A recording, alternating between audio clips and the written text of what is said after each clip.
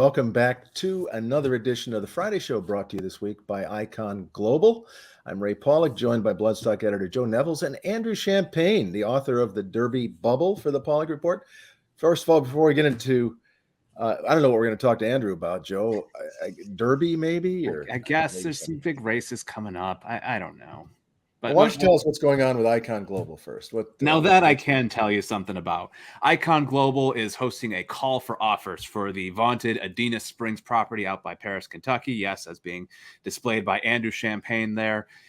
It's a beautiful property. If you're looking to get a turnkey operation to enter the thoroughbred industry, if this is something that you've been looking to do for a long time and you want to do this the right way with the right property, with the right stud barn, this is the opportunity. Call for offers going through May 15th. Get in touch with Icon Global. Get yourself a farm.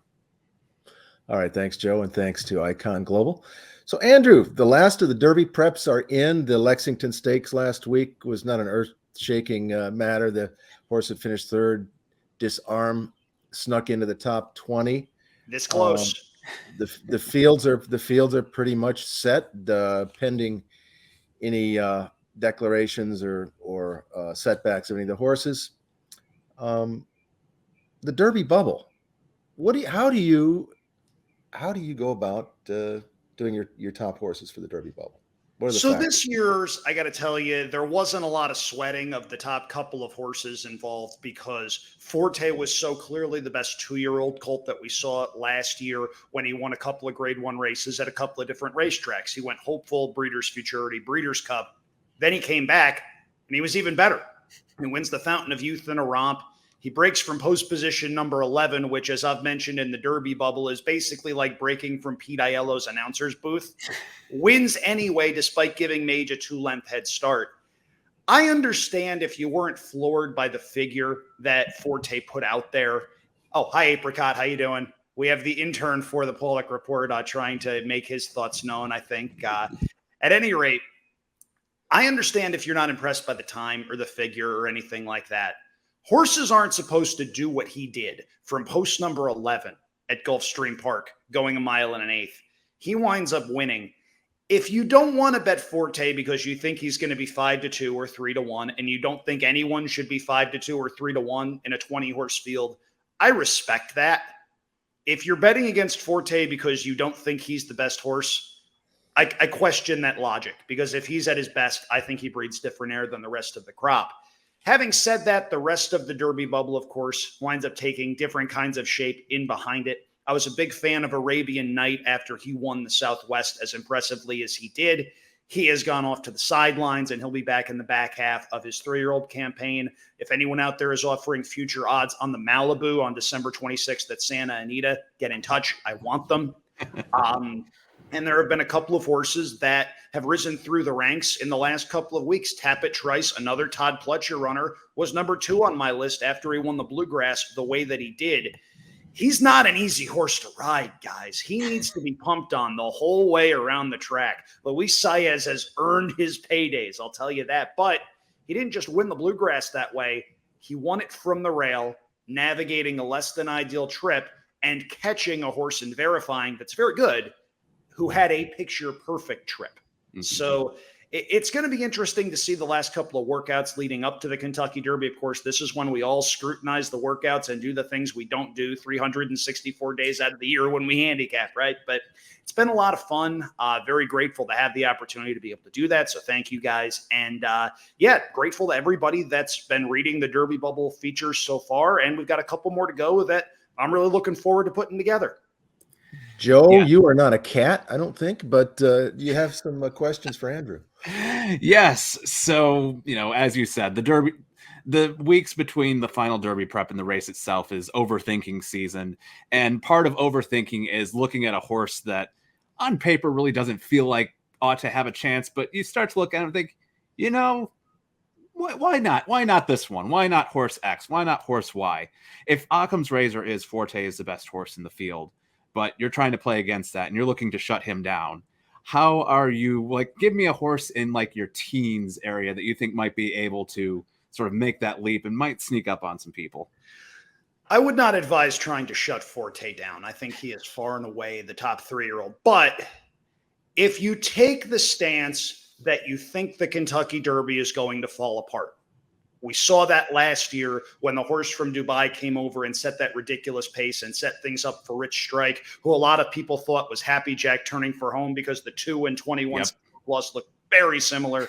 The deep closer that I think maybe you want to at least throw into your exotics is a horse named Raise Kane, who won Gotham at odds of 23-1 by more than 7 lengths. I understand he had a perfect setup that day. Maybe the off track moved him up, but he ran sneaky okay in the Bluegrass. He wasn't going to gain on the top 2 horses in that race, but he was wide that day. He was last early on. You can make the argument, I think, that he was the 3rd best horse in that particular race. And if you're looking for a horse at a big price to maybe do a Rich Strike impression, maybe that's the way you go. The Bluegrass and the Wood have been races that have been completely unproductive as far as Derby winners for quite a while. I can't remember the last, let's see, the last Wood winner was Fusaichi Pegasus to win the Derby. Yeah, but Funny Side did run second and then go on to win the Derby. That's about as close as you're going to get. Right? Yeah. Yeah, so, we're all really old. What are the races what were the best preps in your mind, and what were the worst preps as far as the majors, the triple digit points to the winners? Sure. So from a personal standpoint, the Wood was wonderful for me. I'm not going to go into anything more on that because I think I've spent the last week and a half in a Lord Miles victory lap. But if you look at that race and you think there's a top tier Kentucky Derby horse in there, I question your logic. I don't think that was a top tier race. It's unfortunate what has happened to the Wood Memorial over the last 10, 20 years to where it just doesn't get the kind of horses that the Florida Derby, the Santa Anita Derby, even the Bluegrass winds up getting. I'm going to commit slander here because I know Joe is very, very enthusiastic about the winner of this race. Don't you do it. I didn't like the Jeff Ruby. I know I'm the worst. On top of the whole synthetic to dirt thing, Two Phils is a very nice horse. But this is the danger, I think, of overvaluing those synthetic races because he's run okay on dirt. I just think he's a far better horse on synthetic. And I think if you're expecting him to repeat that race with a perfect trip on his preferred surface against 19 other horses on Kentucky Derby Day on conventional dirt, I don't think that's a winning thought process. And by the way, to coincide with the latest ruling on horse racing Twitter, I must mention, if you have not seen the Larry Ravelli commercial from 2010, I believe, you need to, and you need to keep it on a loop because once you see it once, you will need to rewatch it. It's worth seeking out. It's something that Andrew references every week on the Derby Bubble when talking about Two Phils. And I make sure to, when I'm posting that story, I make sure to include a link on the video. It is gleefully included. This is not a one-sided unilateral thing. Joe's got a personal interest in Two Phils, not necessarily the horse, but the connections, right, Joe? Yes, former Friday show guest Jareth Loveberry rode my grandpa's horses back in Great Lakes Downs back in the mid-2000s. So this is his first Derby mount, and I'm quite excited to see it. But I will say that, all of that being put aside, obviously rooting for the connections, I probably agree with you on Two Phils. Like, I think he's going to be best around a mile. I think that's probably going to be his sweet spot. Obviously the synthetic, it wouldn't surprise me if he's a good turf horse. He's done some dirt stuff. I don't think he's, I think he's a multi-surface jack of all trades horse, but I agree that this is going to be a big ask for him. But the Jeff Ruby / spiral / whatever it's been called over the years is actually a more productive race than the Wood. Yeah, maybe shocking, right? Better than the Bluegrass. Maybe better than the Bluegrass. We got Rich Strike. We got Animal Kingdom. I feel like there's somebody else that kind of snuck in at some point. What about the West Coast race, Andrew? So the West Coast races were not bad, but when you get to Kentucky Derby time, you start looking at the top 5 or 6 betting choices, and you start thinking, okay, if top contender X wins, I lose. Practical Move is that horse for me, and it has nothing to do with his talent. I think he's a talented racehorse. You don't win multiple graded stakes races without talent. The speed figures are there. He checks that box.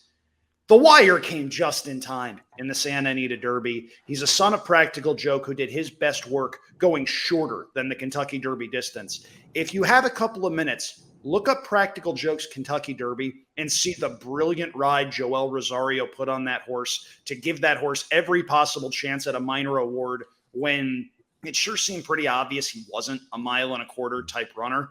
Practical Move, it would not surprise me if he's your Breeders' Cup Dirt Mile winner. I think he's a very talented horse. I just think 1.25 miles is beyond his scope. I think the wire saved him when Mandarin Hero came running in the Santa Anita Derby. I think he got saved by the fact that Skinner did not have a good trip in that particular race. It's one of those instances where he's going to take money, but he's not going to be on any of my tickets. And it's got nothing to do with my opinion of him and his talents. I just don't think he wants to go 1.25 miles. And ever since Ramon Vasquez took over the mount, he's had just absolutely perfect trips. He's a very good rider. Yeah. Yep. Speaking of which, what did you think about the ride on Practical Move there? It seemed like Vasquez really didn't sit down on him until it was go time. Like he was practically standing up on him, going through the turn, going in the top of the stretch. Like he did not start to ask that horse until he really had to. Like, do you think there might be a little something left in the tank where maybe he got caught by the wire, but that's because he didn't push that button at the right time? I don't know if it's that, but I'll reiterate, perfect trip. Yeah. He was on the rail the whole way around the racetrack, saving every inch of ground. And I don't want to say he got lucky because his tactical speed is his biggest asset, and that put him in a very good position. If the rail shuts off, what happens? Mm-hmm. It's one of those instances where I think Ramon Vasquez did everything possible to put him in the exact right spot. Hi again, Apricot. I know you have many, many thoughts. We'll get to those, I promise. But again, it's just one of those instances where I think he's going to be best going 1 mile, 1.16 miles, 1 1/8. And I understand they're going to the Kentucky Derby for a reason. He's one of the 4 or 5 most talented 3-year-olds that we've got in the country right now. I just don't think this distance is what he wants. So he just barely beats out a Japanese horse in Mandarin Hero. Mandarin Hero is probably going to be out on the outside looking in terms of points, but there's probably going to be at least 2 Japanese horses that make the field. What do you make of them? A lot more than I did before the Santa Anita Derby, I'll tell you that. The way Japan is breeding horses, it's not a matter of if they're going to win the Kentucky Derby, it's when. Do I think Derma Sotogake is the type of horse that can do that? I don't know. He had a perfect trip in the UAE Derby, and I usually don't like betting horses that have perfect trips in situations where that perfect trip is unlikely to replicate itself. But he's got a lot of talent. That was a very fast race, and Japan is breeding horses that want to go long, that want to run a lot. They're taking all of the horses that the American breeding industry has decided, I don't know if we want these horses. And they're breeding horses that are very, very competitive on the world stage. If you're tossing out Japanese horses this time around without a second look, I think that's a mistake. I've put Derma Sotogake in my top 5. I think he is a very, very dangerous horse. I know he worked earlier this week at Churchill Downs. I need to go back and take a look, see how he was moving. But it's one of those instances where if he winds up getting loose on the lead, and I don't think this is likely, but if he gets loose through, say, 23 and change, 47 and change, it'll be very interesting to see if there's any American horses that can run him down. And that's the thing. Go ahead. For those who didn't see last week's Friday show, we had Kate Hunter on to talk about the Japanese. She's great. She had some really interesting observations about just different ways they train the horses and also, the philosophy about breeding. And it will be interesting to see what Derma Sotogake does. The other horse, Continuar, seems to be a little bit inferior to him, but yeah. You didn't talk much about the Bluegrass. What were your impressions of? Sure. So that race? I was very impressed with Tapit Trice and the way that he won that race. I went into that race thinking, okay, Tapit Trice needs to be ridden hard all the way around the racetrack. He draws the rail. I hated that post for him. Absolutely hated it. And true to form, he did not break all that well. Yeah. He broke in the middle of the pack. And under the wire the first time, you can see Luis Saez already starting to pump on this horse. And I'm thinking, oh, what the heck's he going to do here?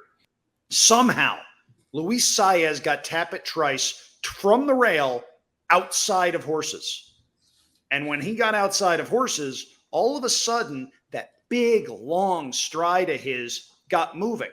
Up front, Verifying had a picture-perfect trip, sitting just off the pace. He turns for home. I think he wins the race. And Tappet Trice just came and got him. Tappet Trice impressed me. I was not a huge believer after the Tampa Bay Derby. I didn't think he beat a whole lot there, but I think he's a very logical contender on the first Saturday in May. And looking forward, guys, do you see anybody that can warm him up going 1.5 miles in the Belmont? That horse screams that he wants to go 1.5 miles with his pedigree, with the way that he runs. I take pride in picking out Belmont horses several months early. I had Modonegal a couple of months early last year. I had Commissioner as a Belmont horse when he broke his maiden in September. It came up yay short. Real close. Still better about that. Still very, very better about that. But so you've given us the winner, the Malibu and the yes, I have. I'm making this count, Ray. You really got to make this stuff count when you get these appearances. Got any lottery numbers while you're going to? Like, can you? What else can you spit out for me? 7, 16, 27. Yeah. But no, it's Tappet Trice is a very nice horse. Todd Pletcher is, of course, a guy that needs no introduction to anybody that knows anything about the game. 2-time Kentucky Derby winner. But Ray, as you mentioned in our pre-show meeting, has had a lot, and I mean a lot of chances. This year, I think he's got 2, maybe 3 live ones. He's got Forte, who's going to be the favorite. He's got Tappet Trice, who's going to be no worse than the third choice. And he's also got Kingsbarns, who went wire to wire in the Louisiana Derby. And who will be riding Kingsbarns? That's a good question, because Flavian Pratt took off of Kingsbarns to ride Angel of Empire, and that starts the big jockey musical chairs thing that we've all come to expect come Kentucky Derby time. You see a lot of riders and a lot of trainers teaming up that, in some cases, don't team up a whole heck of a lot. And as we mentioned earlier on when we were talking before the show aired, there's a lot of jockeys with Kentucky Derby experience that don't have a mount yet. There's 7 that have won the Derby that are still active. And I'll go through them real quickly. Kent DeSormo, 3-time winner. Calvin Burrell, 3-time winner. Mario Gutierrez, Mike Smith, and Victor Espinoza, all 2-time winners. Edgar Prado, winner. And last year's upset winner with a brilliant ride, Sonny Leon. Yeah. Who would you go with? Oh, goodness. I want to take this one first. I have someone that is not on that list that we have not discussed yet. Who needs a Kentucky Derby mount? One Mr. Retiring or potentially retiring Lanfranco Dettori. I think he's committed to the 1,000 guineas. He did? I know there were thinking about it. I know Ron Anderson was saying it was still up in the air, but I think that's he's unfortunate. Committed. Did I mention Mike Smith is a 2-time winner, by the way? Yes, and that would be my pick. The guy does not ride a whole heck of a lot. I think, what did we say? He had 90 mounts to this point in the season. He's 90th in the standings. Nice work if you can get it. And the guy can still ride. That would be my pick of the ones that are still available. But also, you've got Jose Ortiz, I think, without a mount. Other top jockeys, top 20 nationally in earnings, Christian Torres, Francisco Arrieta, Dylan Davis, Juan Hernandez, who's just killing it out in California. This guy can ride. Ricardo Santana Jr., Jose Lascano, Gerardo Corrales, Reylu Gutierrez. So there are some good riders still available. I think there's 3 open mounts for the Derby. Yep. Fun fact, by the way, Reylu Gutierrez, one of about 5 graduates of the State University of New York at Cortland that I like as an Ithaca College graduate. Little school rivalry there. This is one of the greatest horse farms built in modern racing history. The way this farm was developed makes it a premier facility to raise a horse. It has 20 horse barns. It has 25 homes for employees. You appreciate the fact that he took a blank canvas and developed it to one of the finest horse farms in all of America. One that I want to bring up here is one that we haven't seen in a race in a long, long time. Hasn't raced since February 25th, and I'm talking about Rebel Stakes winner Confidence Game. That is a heck of a layoff. How do you gauge a horse like that when you're putting things together? Like, do you even take a horse like that seriously, or is that something where maybe the rest can do him some good? I mean, people train up to the Breeders' Cup all the time. Why not the Derby? Horses are bred and campaigned a lot differently than they were 10 years ago. Of the concerns I have about Confidence Game, that's not one of them. Keith DeSormo knows his horse far better than me. Mm-hmm. I'm not going to Monday morning quarterback a guy that's won thousands of races more than I ever will. Having said that, my issues with Confidence Game are the Rebels set up absolutely perfectly for him. He was bred to love the slop and got it. And that race didn't necessarily come back all that well come Arkansas Derby time. Confidence Game is a horse that needs a pace in front of him, and I think he needs the skies to open up. Barring those two scenarios, I'm not huge on Confidence Game, but it's not because of the layoff. Mm-hmm. He came out of the Rebel and went 3 weeks without a work, which is a little longer than most trainers would give. So I don't know if there was a minor setback coming out of that race or not, or if it was just Keith. It was a little bit unconventional. Worked the horse a mile out of the starting gate the other day with a couple of targets that jumped in at some point. So a little bit of an unconventional training by Keith DeSormo. But I think that was a little weaker race than some of the final preps. For sure, yeah. Red Route 1 came back and did not run well in the Arkansas Derby. Reincarnate had a troubled trip in the Rebel. Wound up winning a really fortuitous photo for third in the Arkansas Derby. Mm-hmm. If that horse doesn't get his nose down, he has 35 points instead of 45, and he doesn't make the field. And I give him no excuse in his next race. Yeah. Reincarnate. Yeah. So. Mm-hmm. Well, who are your tosses? Well, we talked about Practical Move a little bit. It's not necessarily because of ability. It's just I don't necessarily think that horse is going to get a mile and a quarter. Of the Brad Cox runners, I prefer Angel of Empire to Verifying. Verifying had a picture-perfect trip in the Bluegrass. Ran very well. Think he's a very nice horse. You're probably not going to get a perfect trip in a 20-horse field going a mile and a quarter. And even so, you've got to find a way to beat not just Tappet Trice, who did not have a perfect trip for what he wants to do. You've got to beat the likes of Forte and a couple of other very nice horses. That one is probably a toss for me as well. And again, it is not necessarily due to ability. It's just race dynamics and the fact that I don't think the perfect trip from the Bluegrass, is going to repeat itself. I'm going to take the low-hanging fruit here. I hope the connections of Wild on Ice have a really fun time at the Kentucky Derby. I hope they enjoy the ambience. I hope they enjoy the feeling of having 100,000 people sing My Old Kentucky Home around you. You won the Sunland Derby with a 77 buyer, my dude. Like, that's going to be real hard to make that class jump and get to the Kentucky Derby off of something like that. I'm excited for Ken Tohill. Get the old guy still got an angle. I hope he, gets the Derby experience that he deserves after a long, hard knocking career. But boy, that's just from a class perspective. He's got a lot to stare down, and that doesn't matter where he draws in the gate. Now, Joe, that's not low-hanging fruit. That's subterranean fruit. Now, speaking of Mind That Bird, who won at 50-1, the fourth highest priced Derby winner in history. I looked at some history of the payoffs. Since 2005, 4 of the 5 biggest payoffs in Derby history have occurred, with Rich Strike last year being a second, Country House, Mind That Bird, and Giacomo. So it's since the turn of the millennium, it's been kind of a long shot grab bag. If you ignore the 6 years in a row the favorites won from 2013 to 2018. So I don't know what that says. It says that it's a trendy.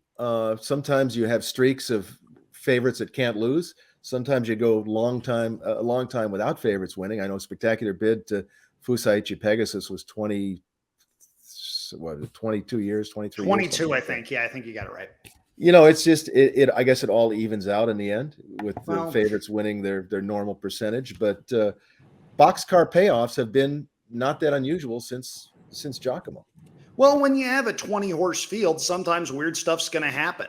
I mean, you remember the horse that finished behind Orb when he won the Kentucky Derby as the favorite? Was a horse named Commanding Curve, and that $2 exacta paid almost $1,000. You can still wind up cashing for a really nice score, even if you like a horse that is lower priced on the odds board. If you like Forte, but you don't want to take 5-2, that's when you take your $10 and say, okay, which 5 bombs can come in second? And instead of putting $10 to win on Forte and getting $40 back if you win, all of a sudden you wind up with 5-2 over 30-1 and an exacta that pays far, far more than that. There are still ways to extract value, even if you like a horse that is a shorter price. You just need to look at the tote board, see where the value lies, and ultimately make the most money you can out of the opinion that you have. And that's true of all handicapping, not just with the Kentucky Derby. And second place in the Derby has been such bomb central over the last, decade or so. Yeah, Epicenter was horrible, man. Okay, just terrible, absolutely terrible. Leaving out Epicenter. That horse won champion 3-year-old male last year. I'm talking. That's why I said decade, not the past year. We look at, mentioned Commanding Curve. The law was bad too. I'm trying to prove a point here, Andrew. You look at Apricot, get him. Basically, any horse that Dallas Stewart has run out there that's run second has done it for a price. Mandaloon, at the time, he was second place when the tickets cashed. He ran second for a good price. Country House finished across the line second at a good price. That got switched around eventually, but there's room there, and it seems to be in that. Looking at Lee drew the inside post, death position. Should not have had any business being there. Got a really good second. There's room here, and it's usually in that second place spot to find the odd stretchers a little bit. Yep. But sometimes you get Epicenter. Sometimes and you get it's also a place where there's just horrible, horrible beats. I was 96% correct in my assessment of the Kentucky Derby last year. Loved Epicenter, tossed Taba, turning for home. I knew Zandon wasn't getting past Epicenter. At the 8th pole, I'm counting my money. Then all of a sudden you see this muddy streak come up the rail, and you're thinking, is that Happy Jack? Wait, no, that's 21. Who's the 21? Who's the 21? And it's like in Let It Ride when Cheeseburger goes, where did my God come from? All right, one last question. The starting gate, the new starting gate. What is your early impression of any difference it makes in the race? The difference it makes, I think, is for the horses that draw 14 or 15 that had a little bit of a buffer before and don't have it anymore. Anything else, it doesn't really affect my thinking on the race compared to the previous one. If you draw the rail, you're up against it. You don't really want the 2 or the 3, but you can navigate something from there. If you're 19 or 20, you either need to clear the field or drop back in order to save any sort of ground. It's not impossible to do that. We've seen horses win from post position 20. Big Brown and Rick Dutrow Jr. as the trainer, who just recently came back, managed to be able to do that. But it doesn't really affect my thinking compared to the old starting gate unless you draw 14 or 15, which for years were seen as position A. Now it's just, not position X, Y, or Z. Joe? That's all. I can't really add to that. I think Andrew hit the button on that. If you draw double digits, you kind of do what you can there. But beyond that, you either win the Big Brown way from the outside or you win the Rich Strike way. I'd have to look at the overhead shots, but it seems to me that the one post is further off the rail than it was before because a little bit. That makes sense. A little bit, yeah. But you still got 19 other horses just barreling down on you. It's so hard to. 19 other horses going out and hanging a hard left. It's not ideal unless you're breaking on a quarter horse. Yeah. All right, Andrew, thanks so much for joining us this week. It's always fun to talk Derby with you, and we'll be interested to see what your Derby bubble looks like leading up to the Kentucky Derby. It's going to be a lot of fun. Thank you, and thanks to Icon Global for the support of the Friday show. We'll see you next week. Support award-winning independent horse industry journalism and become a Paulick Report insider on Patreon.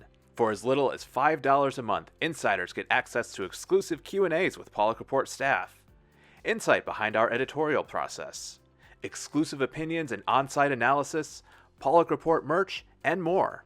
This is not a paywall. The website you know and love will always be the same. But if you want more and you want to make our coverage even better, visit patreon.com/Paulick Report and become a Paulick Report insider today.